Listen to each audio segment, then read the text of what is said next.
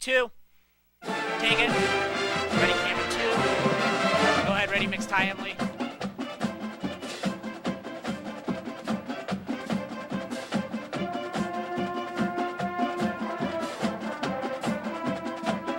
Your campus, your community, your life.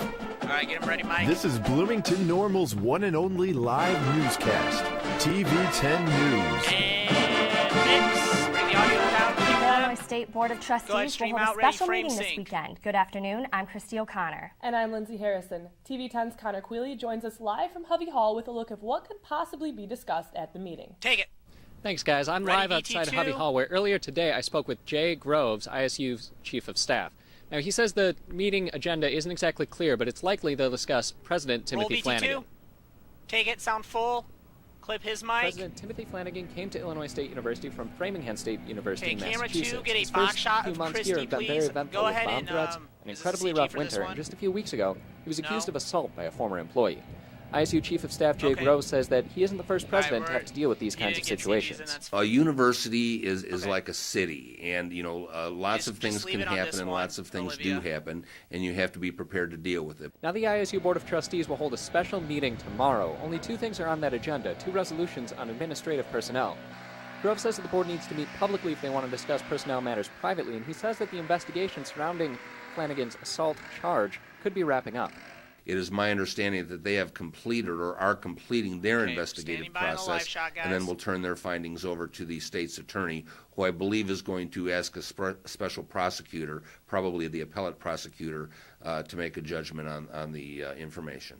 Whether or not Flanagan is among the personnel being discussed tomorrow is unclear, but a report by Lee Enterprise newspaper says he won't be attending the meeting. Take it. Now, President Flanagan ready, is not Emily, on campus today, and he's not expected to attend the meeting tomorrow. I reached out to him, and he did not respond. TV 10 will bring you special coverage of the meeting tomorrow and a full recap on Monday. For TV 10 News, I'm Connor Quealy, live outside Hovey Hall. Take it. Cue Lindsay. Thanks, Connor. Okay, Some ready, students caught a break on VT2? their classes yesterday when an unexpected power outage hit campus. TV 10's Jarek White Roll was there VT2. to check it out. Take it. Clipper It Mike. was just a Bring the normal sound school up. day here at Okay, ISU when camera an one. unexplained Go power ahead and outage stream took in. place. Camera one, pan Some to classes eight. were in One attendance shot when the of outage Lindsay. occurred, Olivia, go to leading your to the next box. cancellation of some classes. Many found We're this gonna power come back out outage to to camera one interfere for with the their school days. tag. Then we're Kinda gonna like come to camera screwed up two. my Go whole, ahead. Can I get the next work day. CG on Couldn't the really B side get real much work quick? done without the power, and all the computers were out at the library, so I couldn't do anything there.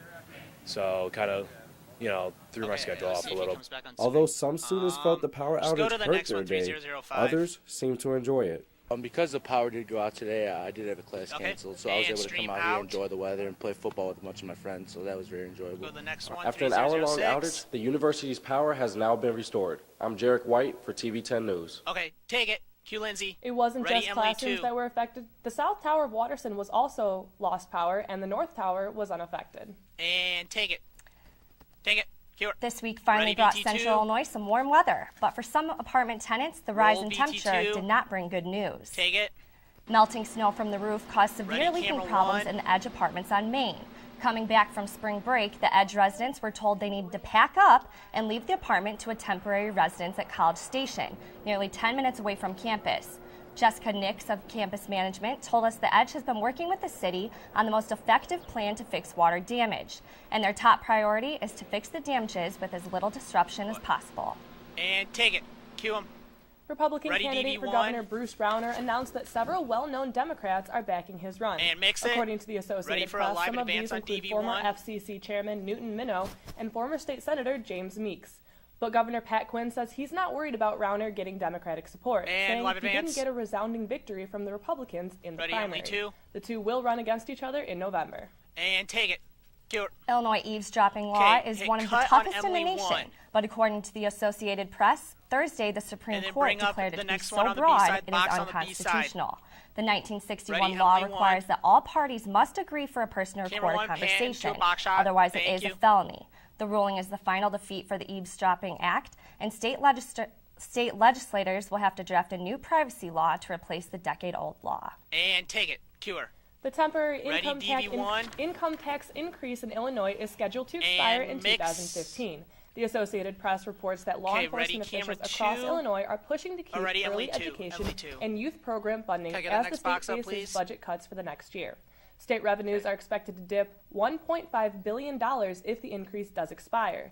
The law enforcement officials say that if the children are supported at an early age, they're less likely to commit crimes later in life. And take it. Cure. The United Way of McLean County appointed its new CEO yesterday. David Taylor is currently an underwriting and business analyst at State Farm Insurance, where he has been employed for 17 years. He has also been a United Way volunteer for 7 years. Taylor will begin duties as CEO on April 28th. And take it. Cure. The Illinois Prairie Community Foundation Board has named its new director. WJBC reports Greg Meyer will replace the interim director, Ruth Ann Fraker, on April 7th. Meyer worked at Carlson Marketing for 30 years before developing a business focused on commercial waste and recycling management. The foundation is a nonprofit group connecting donors with causes. Oh, just take it? Okay, go. The nursing services at OSF St. Joseph Medical Center are being recognized by the American Nurses Credentialing Center. St. Joseph has received a magnet redesignation for excellence in nursing services. The hospital first received the designation back in 2008. OSF was one of 37 hospitals statewide and 401 worldwide to receive magnet designation. Other hospitals in the state that have the designation include hospitals in Peoria and Champaign. Live advance on the box. How do we keep reading? The YWCA McLean County is now accepting nominations for the 25th Annual Women of Distinction Awards. These awards recognize women for their contributions to the area, including the arts, business, and volunteer services. The YWCA is also accepting Wings Award applications. The award is given annually to a woman to improve her skills and grow professionally. The winners of both the distinctions and the Wings Awards will be announced on May 22nd at an awards banquet at the Bone Student Center. And take it. Cue them. This year marks the 40th anniversary for TV10, and all of us here are very excited and getting ready for an eventful weekend. Josh, zoom out just a tad. Past and present members of TV10 are coming to campus to join the celebration. Zoom out. TV10's Emily Pomorsky joins us live in the newsroom with more. And take it. Cue her. We are celebrating 40 successful years stream here out. Ready, at TV10. VT2. Now let's strap on the bell bottoms and Sound take a full trip on down VT2. memory lane. Roll VT2. Take it. Clip her mic. Technology and style has come a long way for TV10. Since the early 1970s, TV10 has been airing live newscasts with black and white footage, simple news, and pictures on film.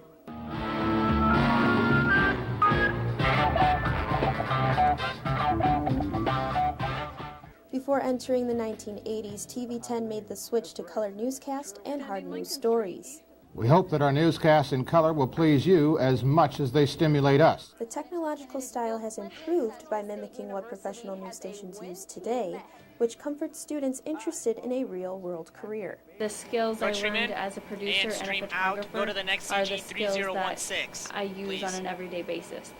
With serving the community after all these years, TV10 provides students with hands-on experience which allows them to think professionally. And a great opportunity and for students stream to get out. practical experience. Go to the next one, television 3017. Ready, camera 5. Take it. Cue her. Alum will be reunited with classmates to reflect on the success of TV10 through the different eras. Live from the newsroom, I'm Emily Pomorsky. Back to you at the desk. And take it. Cue them. Thanks, Emily. Ready, Stay CD tuned to low, hear how ready, the first day VT2. of upsets Roll in the CD NCAA low. tournament could be upsetting your bracket. Roll VT2. But first, the search continues for mix. missing Malaysia Flight 370. All that and more after the break. Flip mic sound fold, ready, VT3. And on my count, 3, 2, 1, mix and roll VT3. Okay. All right. Get them ready. Mike, we're coming out to camera 2. Get them ready. Get them on standby. Go ahead and get ready, mixed high, Emily.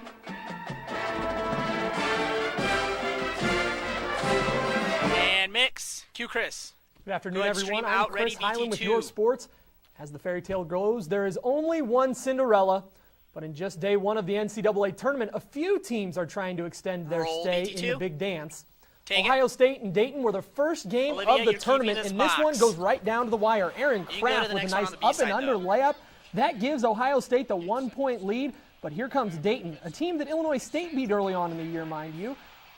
That runner is good. Aaron Kraft with one last chance, 3 seconds to go into the lane. Some people think there was too much contact. The officials don't call anything, and Dayton steals this one, an 11 seed, beating the number 6 seed Ohio State. Now it's Harvard's turn to pull the upset.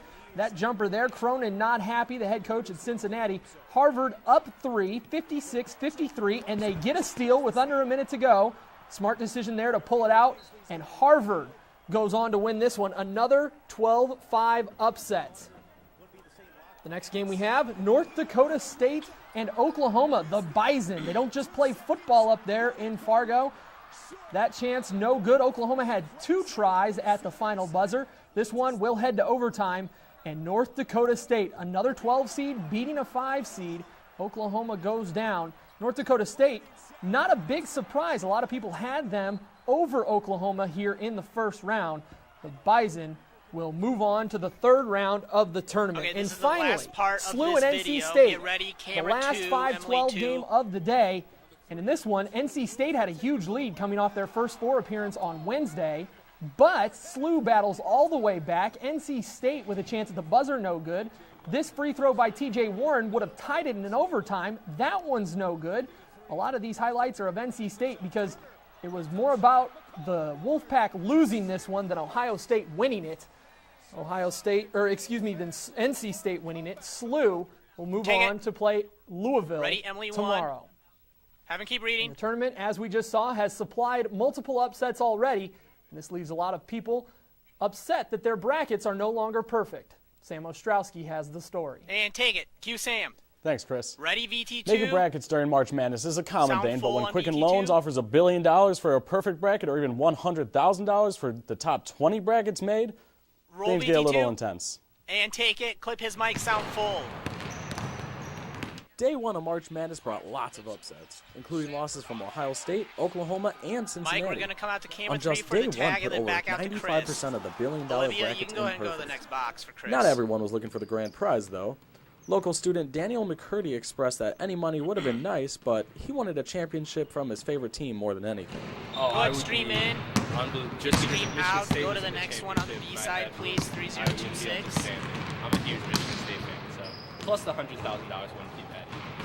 While there are others like ISU student Nick Thompson who find the March Madness upsets just fun to watch. I think you gotta watch stream out. Go to the next one, 3027. I think it's exciting. I think it's the fun part of the bracket tournament. So. With 16 games to play today, there's no saying how many more upsets there can possibly be. Camera 3. Take it. Cue him. The first game for today will be number 3 Duke versus number 14 Mercer. Tip-off was at noon. Next box? Back to you guys at the desk. 3028 on the A side. And take it. Cue him. Thanks, Sam. Ready, VT2? The undefeated streak is still alive for the Bloomington Flex. The team ran their record to 15-0 and ran the Chicago Tide out of the gym on Thursday night, winning 114-78. Latrell Alford had 18 points and 12 boards for the Flex, and he was one of 6 to score in double figures. Coach A.J. Guyton was glad his team got something out of the blowout win. Take it, sound full. They played well, and everybody ready, cheered Emily each other 2. on. You know, keep this box. That's Bring the 3. difference Sound between full. our organization and other organizations. We got players on the bench that want to see other players do well, and to be able to play the second unit guys a lot and get a lot of action is just the best thing about tonight. Take it. Cue him. Bring Flex the sound down. in Ready for a live Saturday advance night on the box. Against the Lima Express. 9012. Tip-off set for 1 at the Coliseum. And live advance. Mother Nature has been a lot nicer to Central Illinois over the past few days, but because of the brutal winter, some changes have been made to the ISU baseball schedule.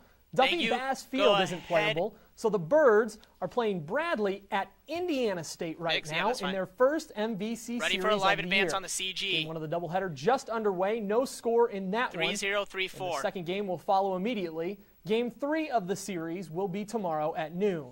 Go ahead, advance. Redbird softball team is playing Northern Iowa in Carbondale this weekend. Okay, ready. Go ahead and we'll also play a doubleheader today box, and a single game tomorrow. 9014. That is also the first MVC series of the year for the softball team. And take it. Cue him. And ISU is in the hunt for a national championship in club hockey, but still, that's pretty cool. The Birds are in Boston for the ACHA National Championship Tournament. ISU finished the regular season at 28-6 and are looking to improve on their third-place finish in the tournament last year. The Redbirds are taking on UMBC right now. Illinois State will play 2 more games in pool play before the semifinals on Monday and the championship on Tuesday. Take it. So huge congratulations to the ISU hockey team. That's great low. for them to make to the national championship. I saw that they were trying to raise money to even make the trip out there. The bus trip, they said, was going to cost $7,200. Apparently they made it because they're in the second period right now. So good for them. Yeah, that's fantastic. Yep. Very exciting. All right, roll Coming up seating next, low. the Miller Park Zoo is excited to welcome some very special new additions. Roll VT2. See what is warming the hearts of visitors and employees alike. Clip mic sound full, ready VT3. On my count. 3, 2, 1. Mix and roll VT3.